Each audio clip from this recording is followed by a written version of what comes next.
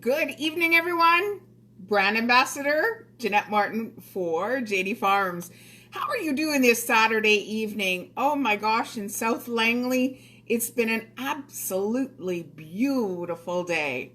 And hopefully it's going to hang on. So tomorrow, those of you that have backyards, you can get out with your family and do some Easter egg hunts tomorrow and put a turkey on tomorrow. As you all know, if you've tuned in before, I'm a single girl. I live in a cute little cottage in South Langley, and I'm going to make my shepherd's pie, my smoky shepherd's pie. Going to get it ready, and it's going to be for my turkey dinner tomorrow, my Easter dinner tomorrow. And I'll be Zooming with a bunch of friends tomorrow, sitting down with a nice glass of wine and enjoying my smoky turkey shepherd's pie. So I'm going to be using this, making mine. All I had in my freezer was the JD Farms Gourmet Turkey Burgers. So, of course, that's a ground turkey, and I thawed it, and it comes back into be ground turkey, and it's got some amazing spices in it. So I'll just let you know the spices here: onion, garlic, sea salt, mustard, and other spices. So I'm not going to need to heavily spice my my shepherd's pie. I am going to add some smoky elements to it.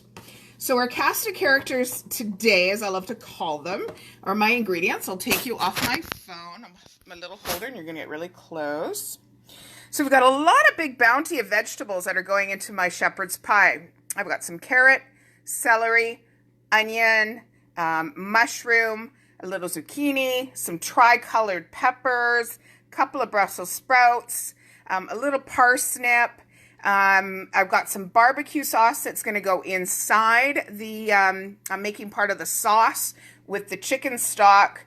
And then on the top, I'm going to take some smoky cheddar cheese, mix it up with a sweet potato. I've steamed some cauliflower and a carrot. And we're going to mash that up with an egg to go onto the top because I don't have any mashed potatoes, leftover mashed potatoes.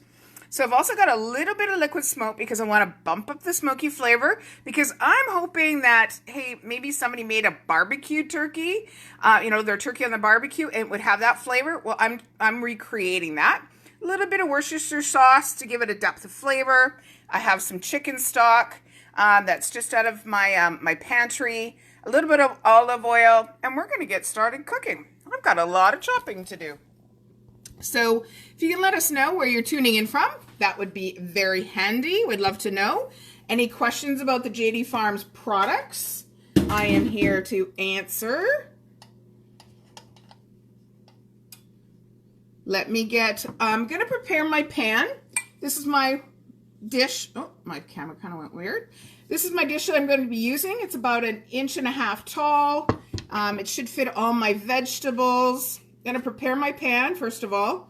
Just a little drip of oil, maybe half a teaspoon, quarter of a teaspoon. And I want to do this because I don't want to have a big sticky mess after I go to eat it tomorrow. Okay, so this is a 4-level smoke. Oh, my camera's going crazy. Oh, there we go. This is a 4-level smoke. We've got the smoky bacon, the barbecue sauce, the liquid smoke. Oh, my camera keeps going crazy today. There we go. That's better. The liquid smoke, the barbecue sauce, and of course, that's all going to just layer a little bit all the way through.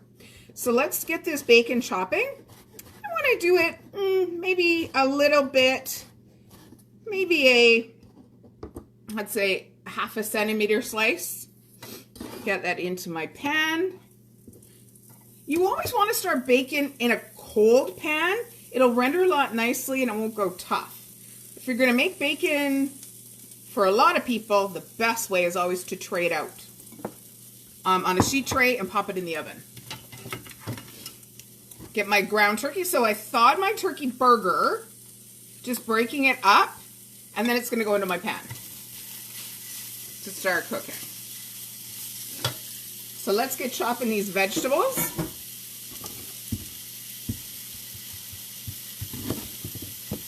Got 5 people watching. So my parsnip, about a 2 centimeter piece off my parsnip. If I was doing this for a big pan for, say, a family of 4 or 6, I would use about a 3-inch piece of parsnip. I like the sweetness of the parsnip to go with the smokiness of the barbecue sauce. Couple of cremini mushrooms. I like the earthiness of a cremini mushroom going into a shepherd's pie. I'm going to slice it and leave the slices so you can see. I'm not going to chop them up because I want that as a little bit of an inside surprise. And also the shape is nice to be able to show that there's mushrooms in there. And of course, when you have mushrooms, you just want to give them a little bit of a dust off of the dirt. You never want to wash your mushrooms. They are super duper little sponges and they will soak up the water. Okay? The celery, a half a rib of celery. But the same size dice is what I'm going to do the celery. Again, I like celery in recipes and in stews. Kind of has a bit of a salty flavor, so you're going to use a lot less salt. And celery is so good for you. It's a bit of a natural diuretic. Okay, turn that down just a bit. Get all my vegetables prepped. Got a big carrot. Slicing it down. Classically, you can make a really quick, I'm going to make this one pretty quick, but you can make a quick vegetables. It's just using a good package of frozen vegetables. But I'm all about, in Langley, where I live, I kind of, 15 minutes one way down the road and 15 minutes down the other way, I have 2 great markets. One is Nature's Pickins, which is in Abbotsford, and they carry our products out there, and they have beautiful vegetables and pantry items. And then kind of down the other way, going into Langley, is Ralph's Market, and they have beautiful produce as well. So again, about a 2-inch or centimeter, 2-3 centimeter piece of zucchini. And the reason why I'm chopping all my vegetables about the same size is when I go to bake this, I want it all to bake evenly. Okay. Whoa, getting all these great vegetables. You know what? We're to the point. I'm going to bring you over to the pan cam. Okay, the pan cam. As you can see, my turkey burger, that's now my ground turkey, is getting some nice color on it, and that color is going to be some beautiful flavor, depth of flavor, like I've had a roasted turkey. If you were going to make this with your leftover turkey, you would definitely shred your turkey, your leftover turkey, in about the same size pieces as you see in my pan cam. And you still want to put the bacon in, and you just want to warm it up and give it some color if you were using your leftovers. Okay, and go some of my vegetables and some of them on the floor. Give that a bit of a stir. Okay. Bring it back over here because I have some more vegetables to chop up. Some yellow pepper. Oh my gosh, it's smelling so good in here. I feel like I'm having a turkey dinner. It smells like I'm cooking a turkey right here in my house. So that makes me very happy. What's really going to be fun is tomorrow when I'm serving this to myself with a nice little glass of local wine, and all my family and friends that we're Zooming with that are going to be seeing me eat this are like going to be so jealous. But I'm going to tell them, got to tune in and watch the replay on how I made it. Okay, so that was about, I had a pretty big yellow pepper, so it was about a quarter of that big yellow pepper, or sorry, orange pepper. About a quarter of a red pepper.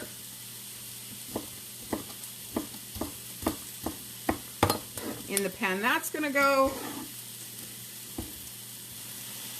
I like the tartness of a Brussels sprout. And remember, bring it up here. Remember, if I was doing this with my leftovers and I had leftover steamed cabbage, I would put the cabbage into my shepherd's pie. The cabbage, or the Brussels sprout or cabbage, just kind of has that bit of how did we say, maybe a bitter taste? Or a tart taste, maybe? Just a nice little, again, because we have the smokiness of the barbecue sauce and the smoky cheese, sweetness of the carrots and the bell peppers, the earthiness of the mushroom. It's all about layering up flavors in building that sauce, okay? Oh, and a little bit of onion, maybe a centimeter slice of onion. If you were making this for your family of 4 or a nice big pan, you'd probably use the whole quarter of an onion. Does anybody have any questions? Annie? Gonna come over to the pan cam now. Pan cam, getting all this. Look at the colors in here. I want to stir in the pan, getting some of those little bits off the bottom. And now here's the time that I'm going to put in my liquid smoke. This stuff is really intense, and maybe 1/8 of a teaspoon. Just really intense is the liquid smoke. And already, I feel like I'm outside at the barbecue. Okay? You're pretty liberal with your Worcestershire, a good tablespoon of Worcestershire. That's going to give a nice umami flavor to it. And that also helps to, what they call deglaze the pan. I want to cook my vegetables down a little bit more than this before I add my flour in there, because I'm going to be creating a roux. And before I add my barbecue sauce, I'm going to finish it with the barbecue sauce. So while that's cooking up, we're going to come back over here. We're going to make my topping. So the topping, classically, it's leftover mashed potatoes, or you make fresh mashed potatoes and put them on the top with some cheese. Well, I'm going to sneak a little bit of extra vegetables on the top. And all I had was a sweet potato, I had some cauliflower, and I had some carrot. Those were left over from yesterday. So I cooked them all up, warmed them all up, and now I'm going to mash these with an egg and some smoky cheddar. What the egg is going to do is kind of keep it all together, and also going to make it brown really nicely on the top. So I've got and always watching over here, making sure my vegetables and my meat is not burning. And what's happening now in my pan is, because the vegetables are starting to let go of some of their water, the little brown bits, or they call it in the culinary school fond, is coming off the bottom of the pan, and it's going to now go into the sauce that I'm going to create. So just mashing up that cauliflower,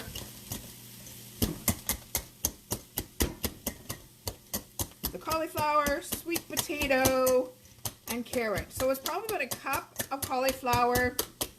I had a leftover piece of carrot, about a half a carrot, 3/4 of a carrot.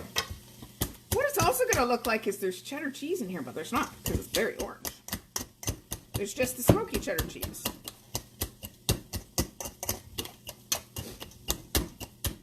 I have a big piece of cauliflower in there. How's everybody doing tonight? Are you having your Easter dinner tonight, tomorrow?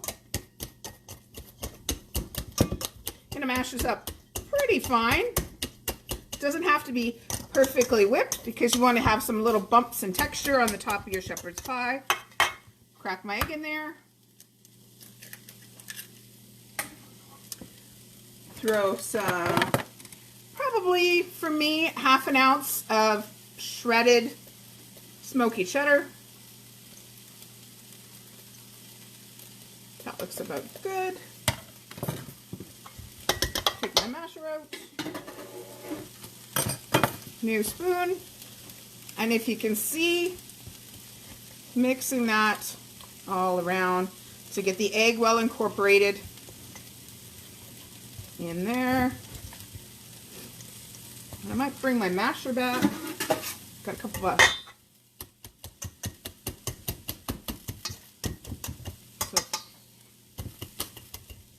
okay.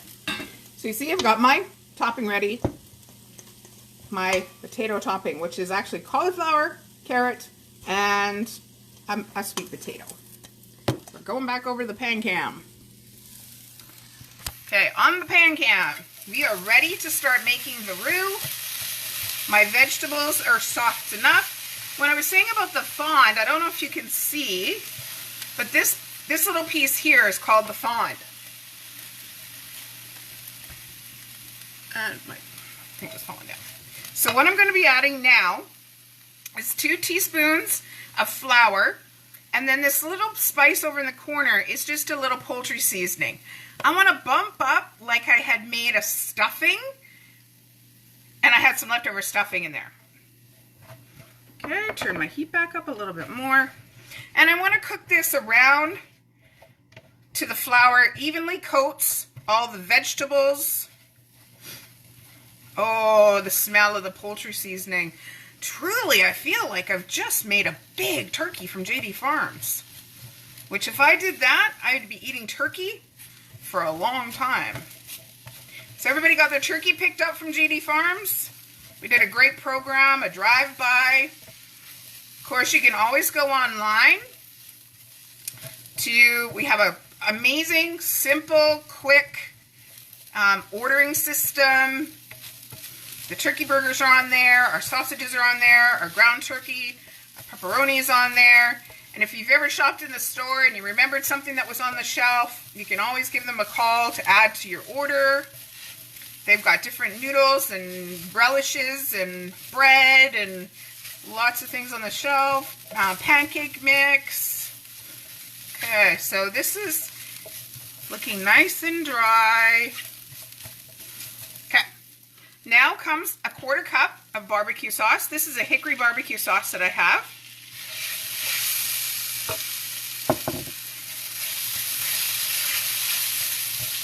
Now it smells like I'm outside again on the barbecue. But I just made those burgers and I put some amazing barbecue sauce on. Stir that around a bit. That's helping to cook out a little bit of that flour flavor. Okay. In goes my 1 cup of chicken stock. That was just from a powder that I had in my cupboard. Now I want to cook this until it bubbles. And I'm going to cook this for a good couple of minutes because I need that flour to cook out of it. So this is probably unlike any shepherd's pie you've ever had, with all these amazing fresh vegetables in it. But I love a lot of vegetables in my shepherd's pie. I basically just have to sit down with my dish tomorrow and I'm done. I don't need to make some vegetables. I don't need to make any potatoes. I will put this in the oven at 350. And because everything is basically cooked, it's warming it through. So I'll probably cook it 350 in my little oven for maybe half an hour. I'll check and see that the internal temperature is nice and high. One of the things that you'll want to remember to do before you put it in the oven, you always want it to take out your pan, let it come to room temperature for at least a half an hour to an hour. You're not going to have to worry about any, what did they say, cross-contamination or food safe stuff. You just want to make sure that you're putting a room temperature casserole into the oven, because if you went from cold, like right from the fridge, into your oven, it would take far too long. And the outside might get a little bit more warmed and the inside wouldn't. So see how my sauce is nice and thick? Let me just pull up, if I can pull up some sauce. You can kind of see how nice and thick it is on the back of my spatula. Okay. So let's get building my casserole dish. We'll come back over to this one, take you away from the pan cam. Gonna load all of this goodness into my casserole dish. This will be enough for me to have leftovers.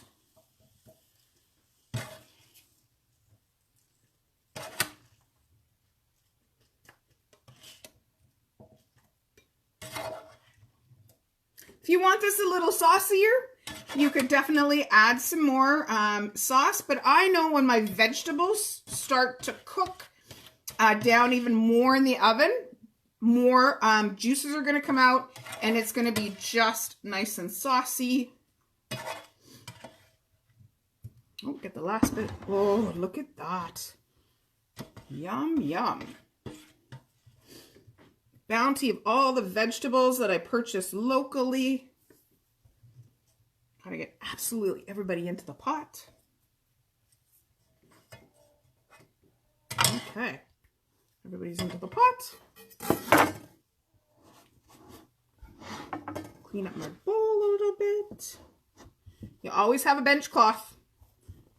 Nice and clean. So there we go. Before we put our topping on it, now I'll take our cauliflower, sweet potato, little bit of carrot topping. This is going to be enough for like 3 or 4 meals for me.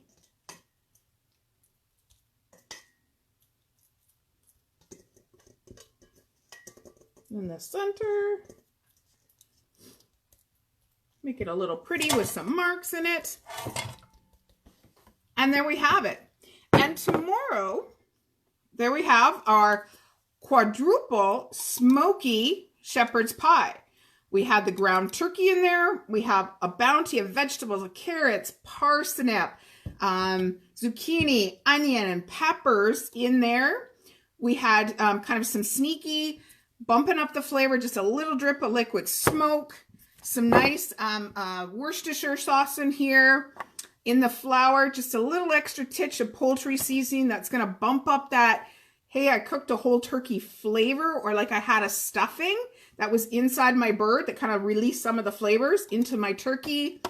And then on the top, oh, and a little bit of barbecue sauce in there, in the sauce, and some stock in there. And then on the top, our mashed sweet potatoes, cauliflower, and smoked cheese and carrot.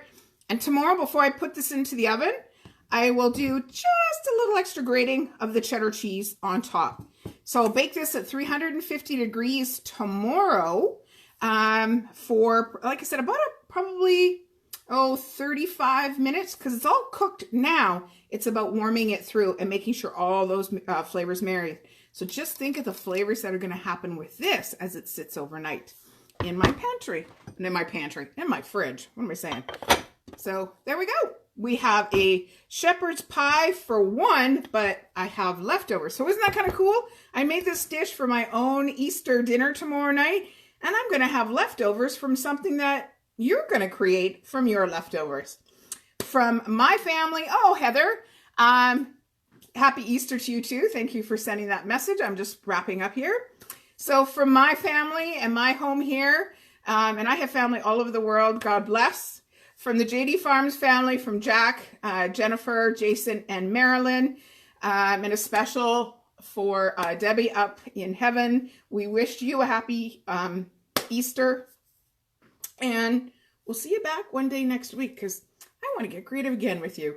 Enjoy the day, enjoy your long weekend, and I hope you find lots of Easter eggs. Bye-bye, everybody.